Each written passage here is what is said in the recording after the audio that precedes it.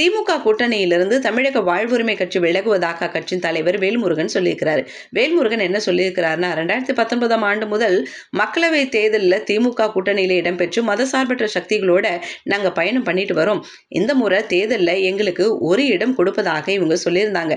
நாங்க ஒரு இடத்தை எங்களால் ஏத்துக்க முடியாது, கூடுதல் இடங்கள் ஒதுக்கணும்னு சொல்லியிருந்தோம். ஆனா எங்கள் கோரிக்கைகளை அரசு பொருட்படுத்தல. இதனால திமுக கூட்டணியிலிருந்து நாங்க விலகுகிறோம் அப்படின்ற ஒரு விஷயத்தை வேல்முருகன் சொல்லியிருக்கிறாரு.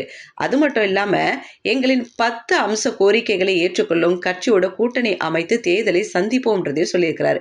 அதே போல நாட்டை மதத்தின் பெயரால பிளவுபடுத்தும் பாஜக தலைமையிலான என்டிஏ கூட்டணியில் தமிழக வாழ்வுரிமை கட்சி கண்டிப்பா இடம் பெறாதுன்றதே அதிகாரப்பூர்வமா சொல்லியிருக்கிறாரு.